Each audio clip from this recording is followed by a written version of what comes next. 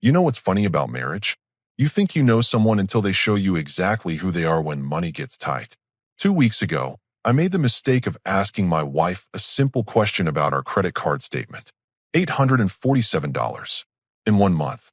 All at trendy restaurants, boutique stores, and that new rooftop bar downtown where her friends like to pretend they're living in a music video. I wasn't even angry when I brought it up. I sat down with the statement on a Sunday morning, coffee in hand, and said, "Hey, can we talk about this?" We agreed we were saving for the house repairs, and I'm seeing some pretty big charges here. Simple enough, right? Wrong. She looked at me like I'd just asked her to explain quantum physics. Then came the explosion.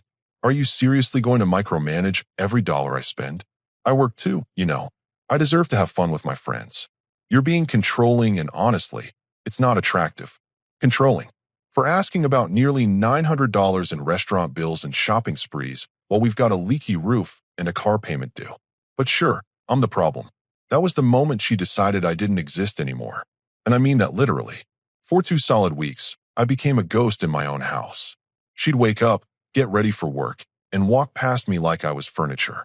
If I said good morning, I'd get a grunt if I was lucky. Dinner time? She'd heat up something for herself and eat it while scrolling through her phone, posting pictures of her latest purchases with captions like, "treating myself because I deserve it." The silent treatment isn't new for her, but this time felt different. More calculated.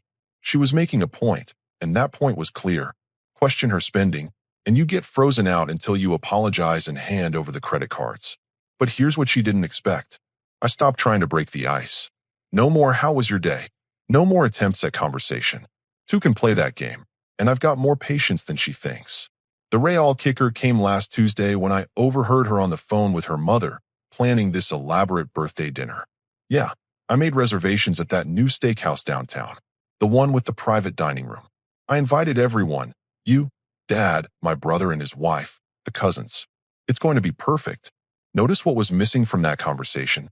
Any mention of her husband, the guy who'd be expected to pick up the tab for this perfect celebration. She planned an entire birthday party and didn't even pretend I existed, let alone ask if I wanted to be there. The restaurant she picked? I looked it up. Dinner for 15 people at that place runs about $60 per person minimum, plus drinks, plus tip. We're talking close to $1,000 for one night, right after she'd already blown through $800 the month before. But apparently, questioning this makes me controlling. Thursday night, she finally spoke to me directly for the first time in 13 days. "My birthday dinner is Saturday at 7. Try not to embarrass me." Then she walked away before I could respond.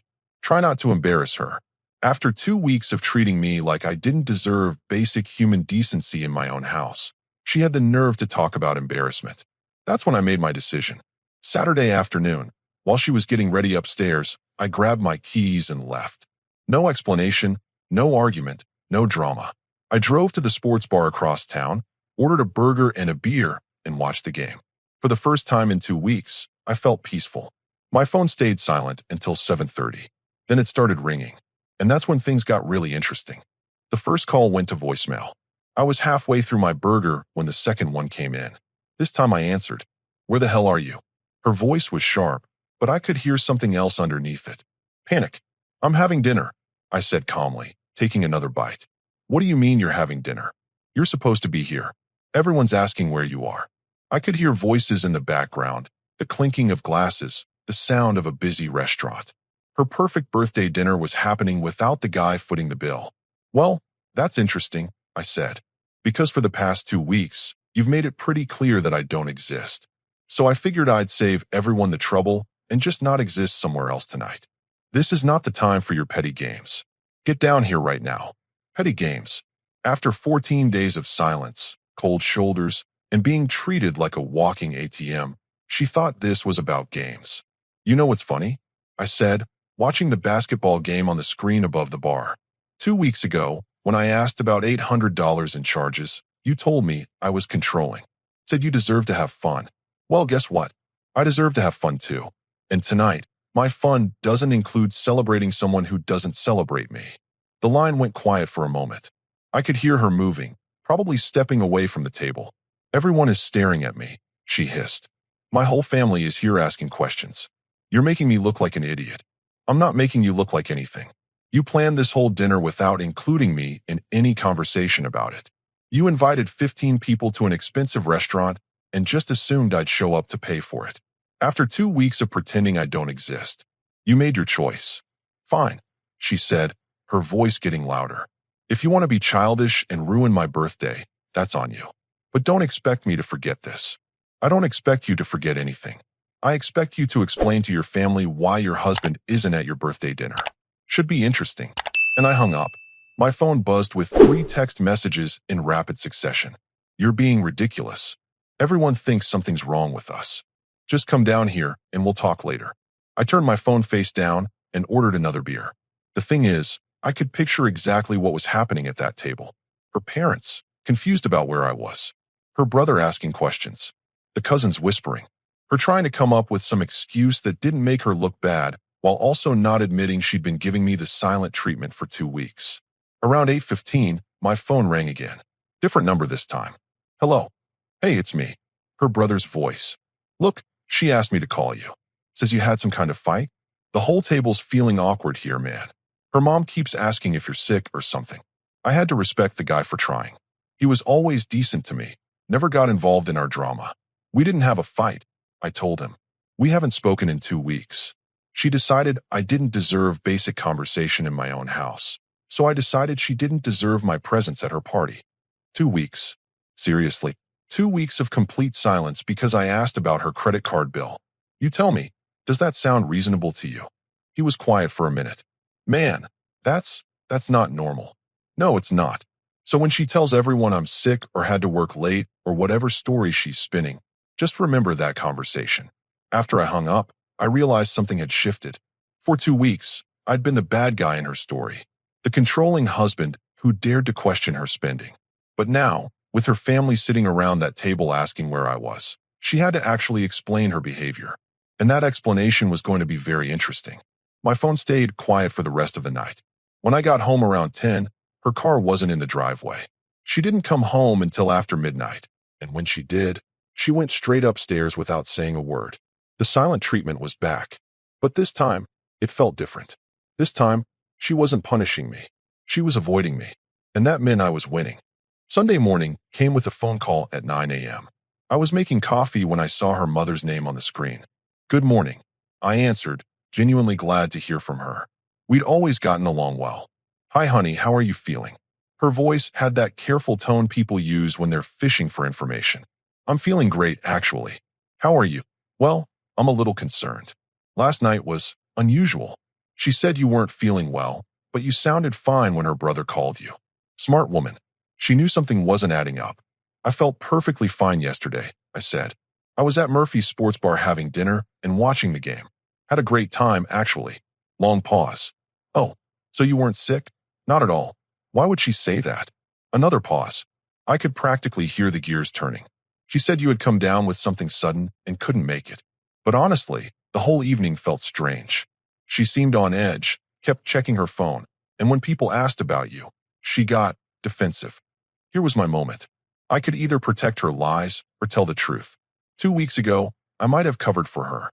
But 2 weeks of silent treatment had a way of clarifying things. Can I be completely honest with you? I asked. Please do. We haven't spoken in 2 weeks. Not a single conversation.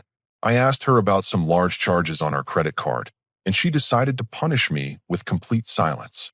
She planned that entire dinner without saying a word to me about it. I found out by overhearing her on the phone with you. The silence stretched so long I thought the call had dropped. 2 weeks, she finally said. Over a conversation about money, $847 in 1 month. Restaurants, shopping, bars with her friends.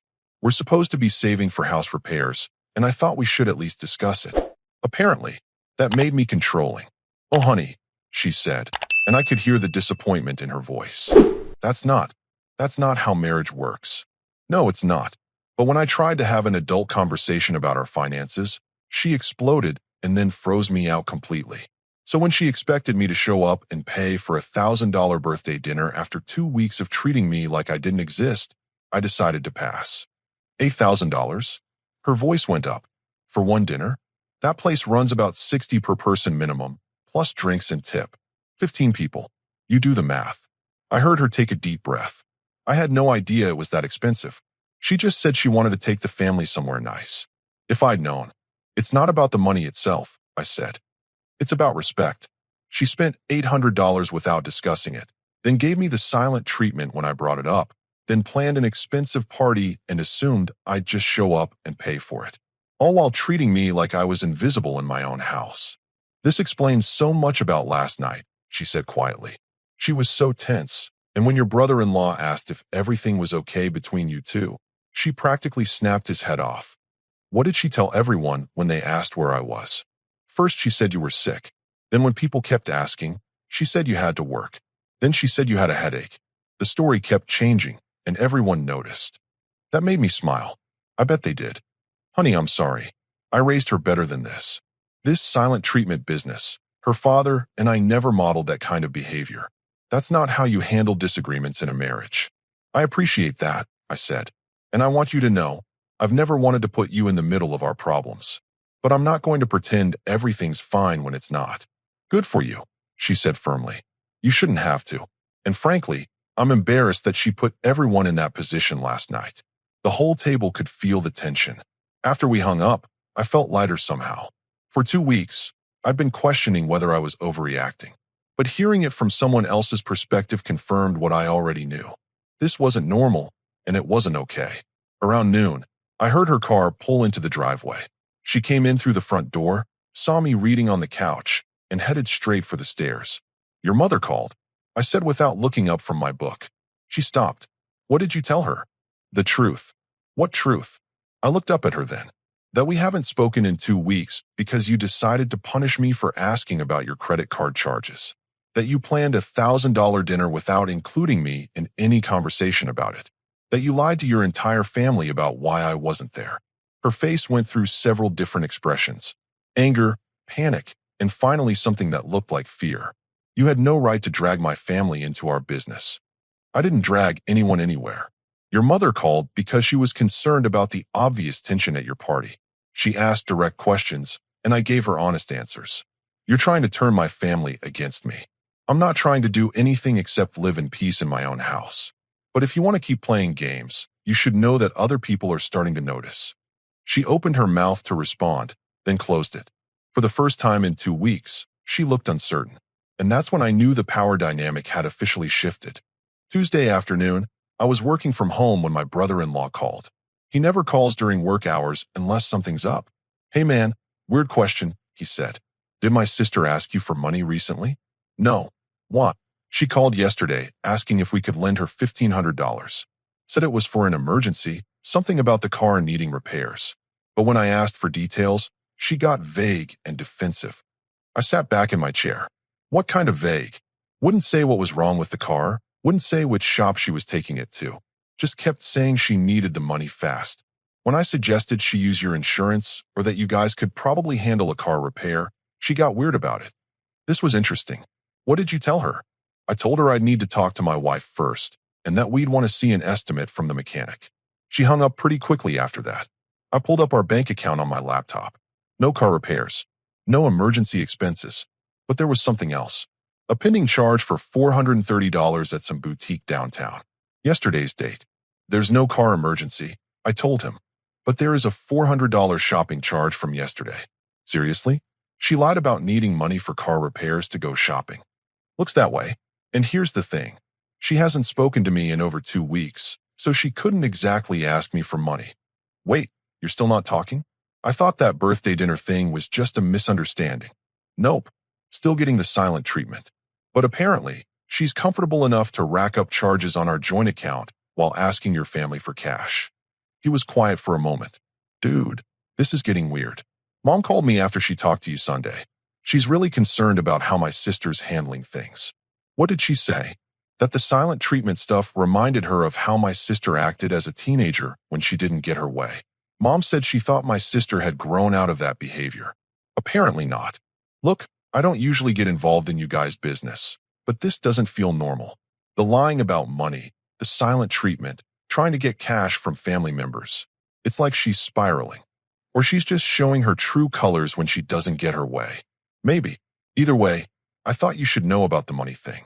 And just so you know, I'm not lending her anything without talking to you first. After we hung up, I realized her world was getting smaller. Her mother was asking questions. Her brother was fact-checking her stories. And she was running out of people to manipulate. Wednesday evening, she broke her silence for the second time in 3 weeks. "We need to talk," she said, standing in the kitchen doorway while I made dinner. "About what?" "About this ridiculous situation you've created." I turned around to face her. "I created?" "Yes. You've turned my entire family against me over nothing. My mother barely spoke to me when I called today, and my brother is asking invasive questions about our finances. Maybe because you lied to him about needing money for car repairs when you were actually going shopping?" Her face flushed. "How did you?" "He called me. Apparently, when you ask family members for $1,500 for fake emergencies, they start comparing notes. It wasn't fake. I needed that money." "For what?" "The $400 shopping spree you charged to our account." She crossed her arms. "I don't have to justify my purchases to you. Actually, when you're lying to your family about car emergencies to fund those purchases, you kind of do. This is exactly what I'm talking about. You're controlling and obsessive about money, and you're dishonest and manipulative about money. See how this works?" She stared at me for a long moment. "Fine. You want to know why I needed that money? Because I'm tired of having to ask permission for every little thing. I'm tired of walking on eggshells around your budget obsession." "Walking on eggshells?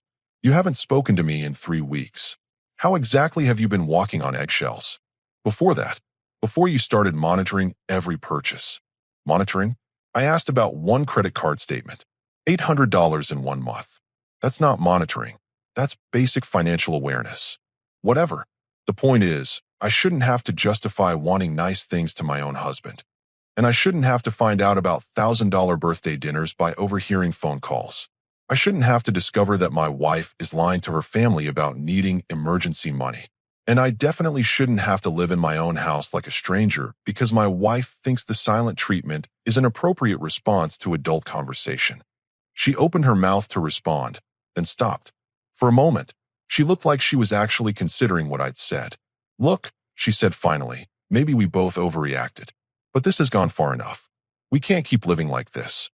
"You're right," I said. "We can't." "Good. So we'll put this behind us and move forward." That's not what I meant. The look on her face told me she was starting to understand. This wasn't going to be as easy to fix as she thought. Thursday night, she tried a different approach. I was watching TV when she came downstairs wearing the dress she knew I liked, carrying 2 glasses of wine. "Peace offering?" she said, sitting next to me on the couch. "Depends on what kind of peace you're looking for." She handed me a glass. "The kind where we stop this nonsense and go back to being married." "This nonsense? Is that what you're calling 3 weeks of silent treatment and lying to your family about emergency money?" "Okay, fine. Maybe I handled things badly, but you're not exactly innocent here either." I took a sip of wine and waited. "You embarrassed me in front of my entire family. You made me look like a fool at my own birthday party. I didn't make you look like anything.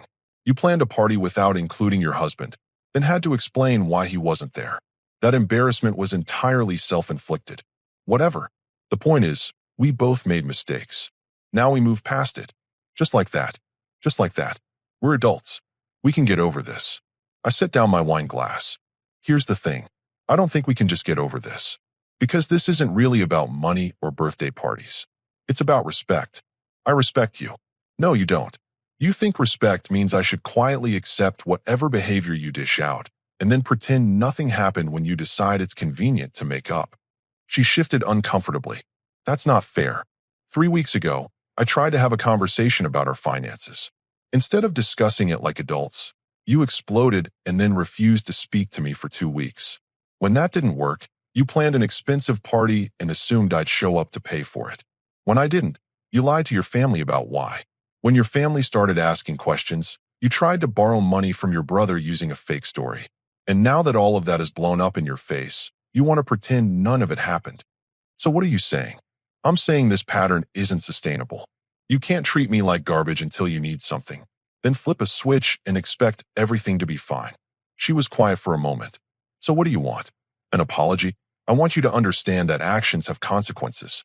And the consequence of treating your husband like he doesn't exist is that eventually, he starts considering whether he actually wants to exist in this marriage." That got her attention. What does that mean? It means I've spent 3 weeks thinking about what I actually want out of life. And being ignored in my own house, isn't it? Are you threatening me? I'm not threatening anything. I'm explaining reality. You wanted to know what happens when you push someone too far? This is what happens. She stood up abruptly. Fine. You want to throw away 8 years of marriage over a stupid fight about money? That's your choice.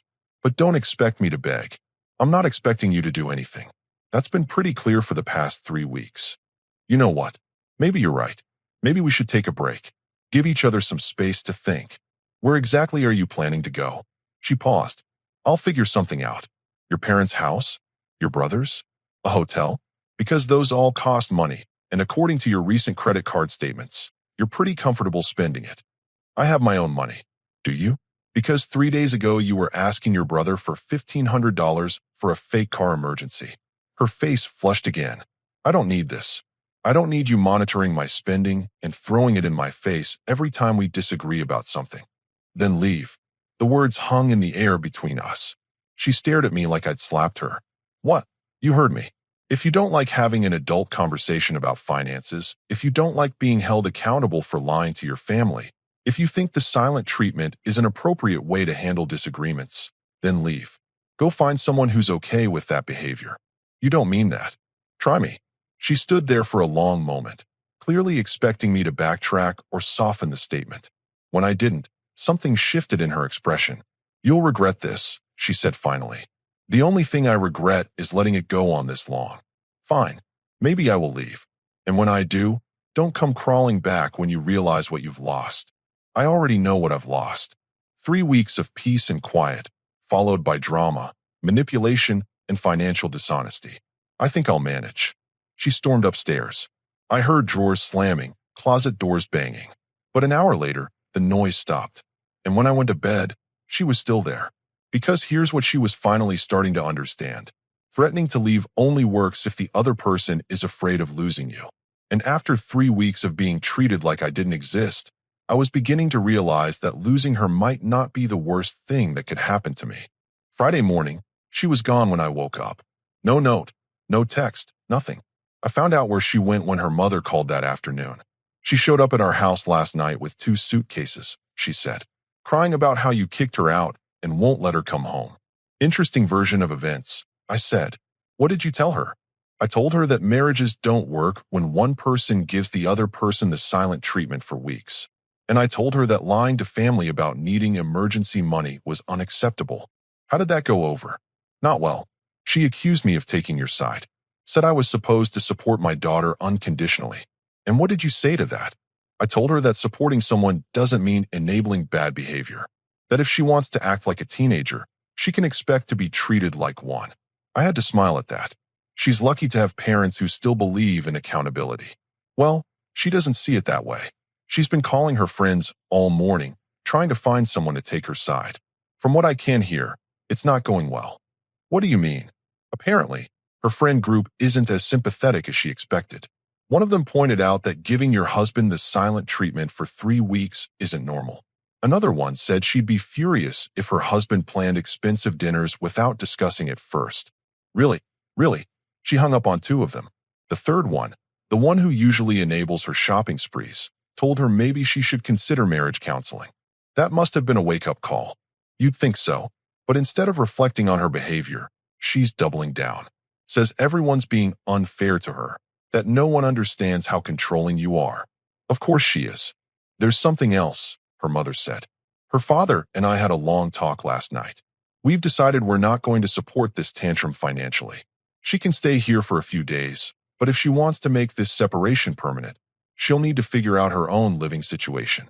That seems fair. We love our daughter, but we didn't raise her to treat marriage like a game. And frankly, we're embarrassed by her behavior. Saturday passed quietly. No calls, no texts, no drama. I cleaned the house, did some yard work, and enjoyed the peace. Sunday was more of the same. Monday morning, her brother called. She asked me to be an intermediary, he said. Wants to know if you're willing to work things out. What did you tell her? I told her that's not how this works. That if she wants to save her marriage, she needs to have that conversation herself. Like an adult. And how did she react to that? She said you won't listen to her. That you've already made up your mind. She's right about one thing. I have made up my mind, but not about ending the marriage. I've made up my mind about what I will and won't accept going forward, which is no more silent treatment, no more financial dishonesty, no more lying to family members, and definitely no more planning expensive events and assuming I'll just go along with it. That sounds reasonable to me. The question is whether it sounds reasonable to her. Tuesday afternoon, she came home.